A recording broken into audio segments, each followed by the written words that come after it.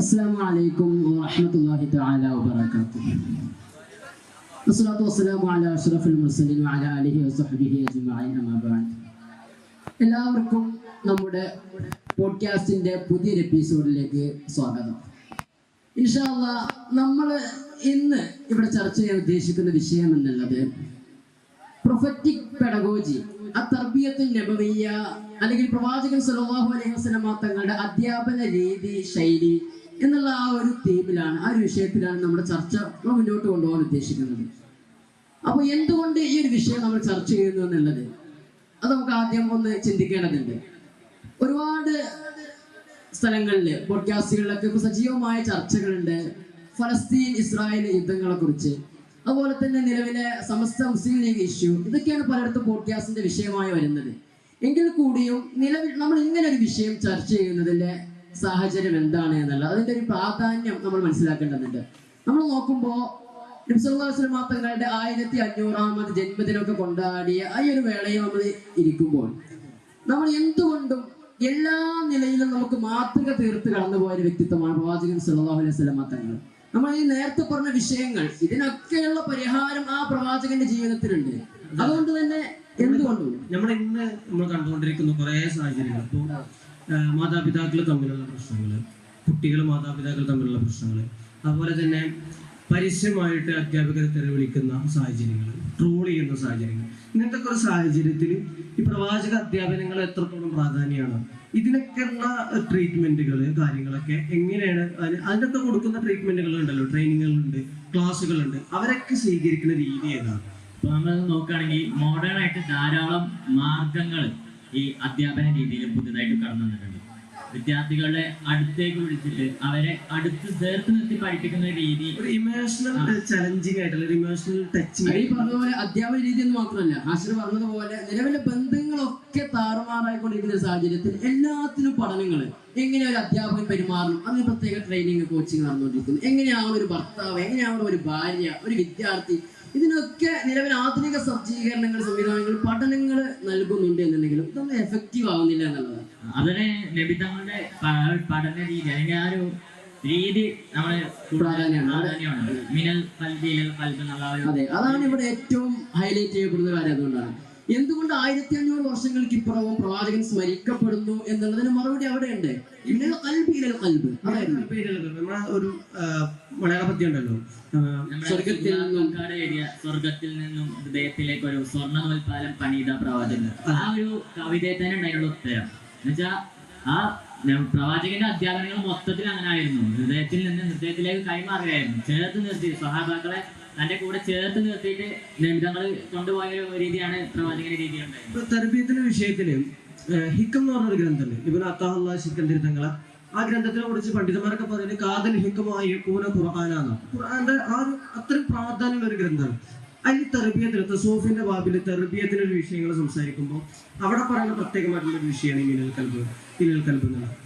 അത് സ്വീകരിച്ചു വന്നവരാണ് നമ്മളെ ഷെയ്ഖുമാരും സൂഫികളായിട്ടുള്ള പണ്ഡിതന്മാരൊക്കെ. ഇവിടേക്ക് ആ ഒരു ആശയ സംവേദനത്തിന്റെ രീതി, അതാണ് ഇവിടെ ഏറ്റവും പ്രധാനമായിട്ട് നമ്മൾ മനസ്സിലാക്കുന്നത്. ഇവിടെ നമ്മൾ തെർബിയത്തിനെ കുറിച്ച് പറഞ്ഞു. അവിടെ എനിക്ക് ഒരു ടച്ച് ചെയ്തൊരു സ്റ്റോറി എന്നുള്ളത്, ഒരു ചരിത്രം എന്നുള്ളത് നമ്മുടെ അനസ് റളിയല്ലാഹുവിന്റെ ചരിത്രമാണ്. നമുക്കറിയാം, മദീനയ്ക്ക് ആദ്യമായിട്ട് നബിതങ്ങൾ കടന്നു വരുമ്പോൾ, പലായനം ചെയ്ത് കടന്നു വരുമ്പോൾ ആ ഒരു സന്ദർഭത്തിൽ നബിതങ്ങളുടെ അടുത്തേക്ക് മദീന നിവാസികൾ മൊത്തം വരുന്നുണ്ട്. അവരെല്ലാവരും ഓരോ സമ്മാനങ്ങളുമായിട്ടാണ് നബിതങ്ങളുടെ അടുത്തേക്ക് വരുന്നത്. ഈ ഒരു സന്ദർഭത്തിൽ ഒരു സ്ത്രീ നബിതങ്ങളുടെ അടുത്തേക്ക് വരികയാണ്. എന്നിട്ട് പറയാണ്, പ്രവാചകരെ, എൻ്റെ കയ്യിൽ നൽകാൻ ഒന്നുമില്ല, എന്നുവെച്ചാൽ എൻ്റെ കയ്യിൽ നൽകാൻ സമ്മാനമായിട്ട് ഒന്നുമില്ല, ആകെ ഉള്ളത് ഒരു 10 വയസ്സായ മകനാണ്. തുടർന്ന് അങ്ങോട്ട് 10 വർഷം, നീണ്ട 10 വർഷം നബിതങ്ങളുടെ വഫാത്ത് വരെ അനസ് റളിയല്ലാഹു നബിതങ്ങളുടെ സന്തത സഹചാരിയായിട്ട് കൂടെ ഉണ്ട്. മദീനയിലേക്ക് വന്നുള്ള വഫാത്ത് 10 വർഷം. അതിനുശേഷം നബിതങ്ങളുടെ ആ ഒരു വഫാത്തിന് ശേഷം അനസ് റളിയല്ലാഹു പറയുന്ന ഒരു കാര്യമുണ്ട്. ഈ ഒരു 10 വർഷത്തിന്റെ ഇടയിൽ ഒരു തവണ പോലും നബിതങ്ങൾ എന്നെ നോക്കിയിട്ട് എന്ത് അനസൻ ഇത് ചെയ്തു, അല്ലെങ്കിൽ എന്തുകൊണ്ട് അനസൻ ഇത് ചെയ്തില്ല എന്ന് നബിതങ്ങൾ പറയുന്നില്ല. ആ ഒരു രീതിയിൽ തന്നെ നമുക്ക് ചിന്തിക്കാം എത്രത്തോളം ഹൃദയ സ്പർശിയായിട്ടാണ്.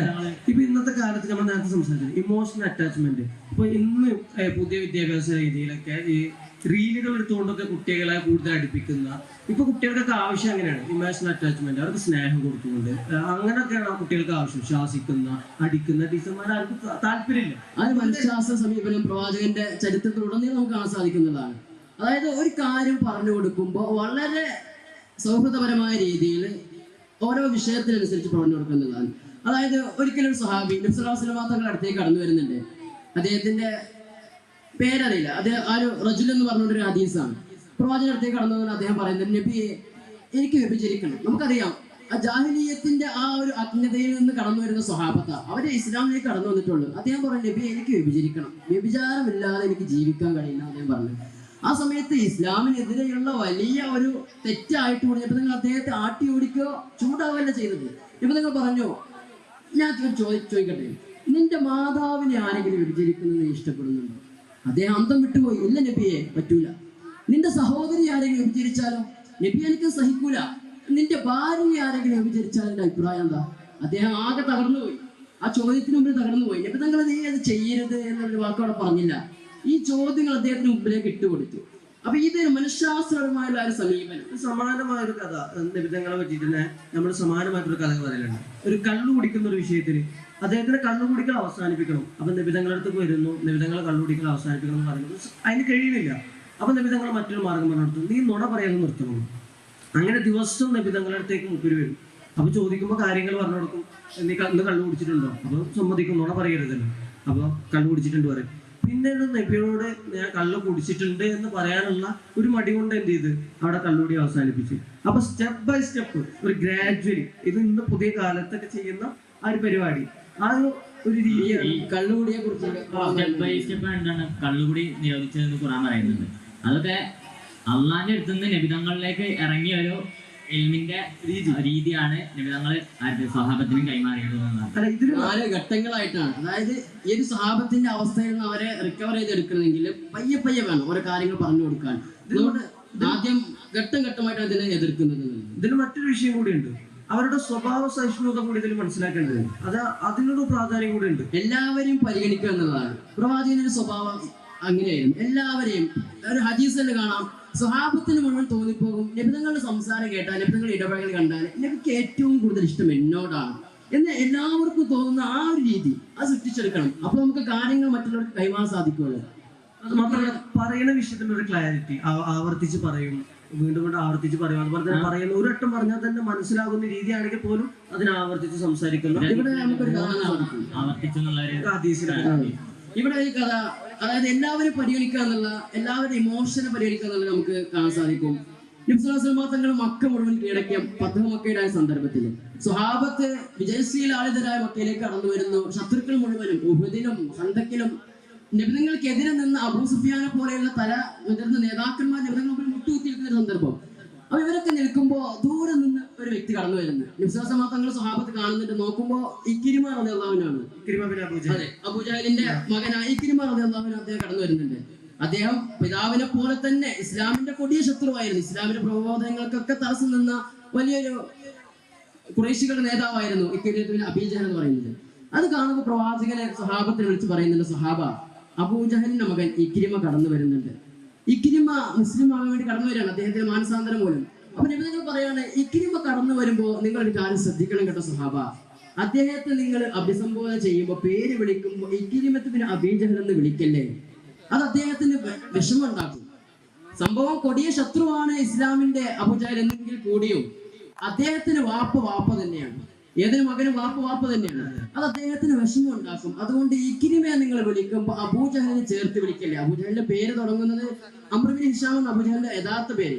അത് പിന്നീട് അദ്ദേഹത്തിന്റെ ബുദ്ധി കൊണ്ട്, അദ്ദേഹത്തിന്റെ ആ ഒരു ദിശന കൊണ്ട് പിന്നീട് അബുൽ എന്നാവുന്നുണ്ട്. അത് ഇസ്ലാമിനെതിരെ അദ്ദേഹം തിരിക്കുമ്പോ സ്വഹാബത്തും അബൂജഹൽ എന്ന് വിളിക്കുന്നുണ്ട്. അങ്ങനെയാണത് പ്രശസ്തമാവുന്ന ആ ഒരു പേരില്.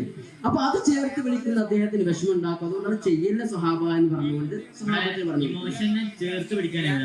അതുപോലെ തന്നെ നമ്മളറിയാം, ഒരു യുദ്ധത്തിന്റെ സാഹചര്യത്തില് സ്വഹാബാക്കളും നബിതങ്ങളും എല്ലാവരും ഇരിക്കുന്ന സന്ദർഭത്തിൽ ഒരു സ്വഹാബി നബിതങ്ങൾക്ക് കുറച്ച് മുന്തിരി കൊടുത്തു നിൽക്കുന്നു. ആ ഒരു സന്ദർഭത്തില് എന്ത് കിട്ടിയാലും സ്വഹാബാക്കളുമായിട്ട് ഷെയർ ചെയ്ത് കഴിക്കുന്ന നബിതങ്ങൾ കഴിച്ചു കഴിഞ്ഞ് വലതു ഭാഗത്തുള്ളവർക്ക് കൊടുക്കുക എന്നുള്ള രീതിയാണ്. ആ ഒരു സന്ദർഭത്തിൽ നബി തങ്ങൾ അന്ന് കൊടുത്തില്ല, സാധനം മുന്തിരി കൊടുത്തില്ല. അപ്പൊ ഈ സ്വഹാബി പോയതിന് ശേഷം, സ്വഹാബി തിരിച്ചു പോയതിനു ശേഷം സഹാബാക്കൾ ചോദിക്കണം, എന്തായിരുന്നു സഹാബാക്കൾ ചോദിക്കുന്നത്, എന്തായാലും ഞങ്ങൾക്ക് തരാഞ്ഞത് എന്ന്. അപ്പോ ആ സന്ദർഭത്തിൽ നബി തങ്ങൾ ഒരു മുന്തിരി കൊടുത്തിട്ട് കഴിച്ചു നോക്കാൻ പറയുമ്പോ അവിടെ എന്തായാലും ഒരു സഹാബിന്റെ മുഖം ചുളിഞ്ഞു പോവുകയാണ് ആ ഒരു സന്ദർഭത്തില്. അപ്പൊ മുന്തിരിന്റെ പുളി കാരണം ആ സഹാബിയുടെ മുഖം ചുളിഞ്ഞു പോവാണ്. അപ്പൊ ഈ കൊണ്ടുവന്ന ഒരു സഹാബിക്ക് ഒരിക്കലും അനുയായികളുടെ അടുത്ത് പോലും അങ്ങനെ ഒരു രീതിയിലുള്ള ഒരു സമീപനം ഉണ്ടാവരുത് എന്ന് നബിതങ്ങള് ശാഠ്യം പിടിച്ചിരുന്നു എന്നുള്ളതാണ്. ഇത് നമ്മുടെ വളരെ അടുത്ത് നമ്മളോട് ബന്ധപ്പെട്ട് പോയ മഹാനായ അത്തിപ്പറ്റി ഉസ്താദിന്റെ ചരിത്രം. ഇതുപോലത്തെ ഒരു ചരിത്രം ഞാൻ കേട്ടിട്ടുണ്ട്. ഒരു വീട്ടിൽ പോയി ഭക്ഷണം കഴിക്കാൻ പോകുന്നു. ഉസ്താദിന്റെ രീതി എന്ന് പറഞ്ഞാൽ ആളുകളൊക്കെ കൂട്ടിക്കൊണ്ട് ഒരൊറ്റ പാത്രത്തിൽ ഇരുന്ന് ഭക്ഷണം കഴിക്കുന്ന രീതിയാണ്. അപ്പോൾ അന്ന് ആ ഭക്ഷണത്തിൽ എന്തോ ഉപ്പ് കുറവോ കാര്യം എന്തോ പ്രശ്നം ഉണ്ടായിരുന്നു. പക്ഷെ മഹാനായ അത്തിപ്പറ്റി ഉസ്താദ് ആദ്യം കഴിച്ചിട്ട് പറഞ്ഞു, അൽഹംദുലില്ലാ നല്ല ഭക്ഷണം, ആരും ഒന്ന് കുറ്റം പറയരുത് പറഞ്ഞു. അവിടെ എല്ലാവരും വളരെ ഭംഗിയായിട്ട് കഴിച്ചു പോയി.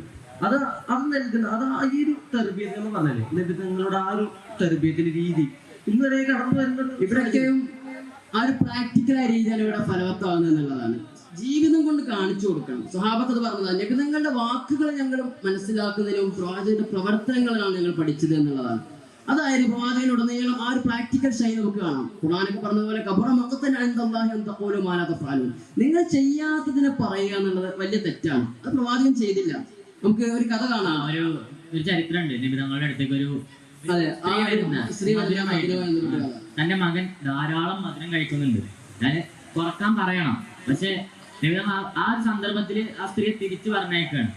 ഒരാഴ്ച കഴിഞ്ഞ് തിരിച്ചു വരുന്നുണ്ട് ആ സ്ത്രീ, വീണ്ടും തിരിച്ചു പറഞ്ഞേക്കാം. വീണ്ടും ഒരാഴ്ച കഴിഞ്ഞിട്ട് ആ സ്ത്രീ തിരിച്ചു വരുമ്പോഴാണ് നബിതങ്ങൾ പറയുന്നത്, മകന് നീ മധുരം കുറക്കണം.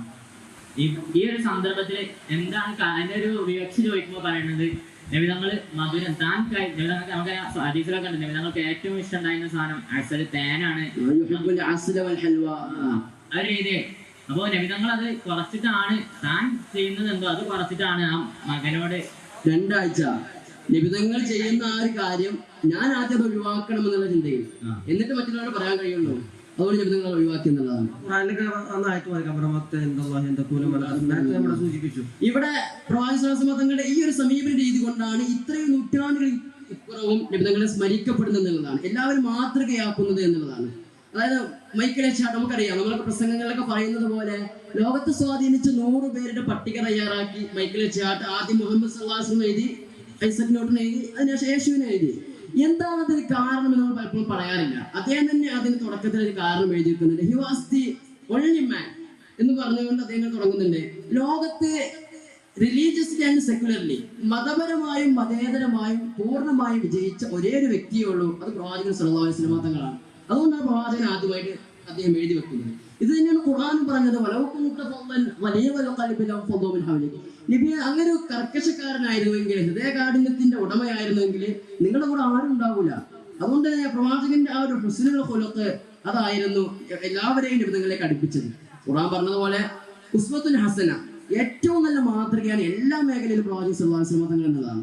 അതുകൊണ്ട് നമ്മൾ സ്വായത്തമാക്കാൻ ശ്രമിക്കണം. ആ ഒരു രീതി പിന്തുടർന്നാൽ നമ്മൾ എവിടെയാണെങ്കിലും, അത് സംഘടനാപരമായിട്ടാവട്ടെ അല്ലെങ്കിൽ നമ്മുടെ പേഴ്സണൽ വിഷയങ്ങൾ കുടുംബപരമായിട്ട് എവിടെയും നമ്മൾ അഭിപ്രായങ്ങൾ പറയുമ്പോൾ, നമ്മുടെ നിലപാടുകൾ നമ്മൾ വ്യക്തമാക്കുമ്പോൾ പ്രവാചകന്റെ ഈ ഒരു സമീപന രീതി നമ്മൾ സ്വീകരിച്ചാൽ നമുക്ക് വിജയിക്കാൻ സാധിക്കും. മറ്റുള്ളവരുടെ ഹൃദയങ്ങളിൽ എഫക്റ്റീവ് ഉണ്ടാക്കാൻ നമുക്ക് സാധിക്കുന്നതാണ്.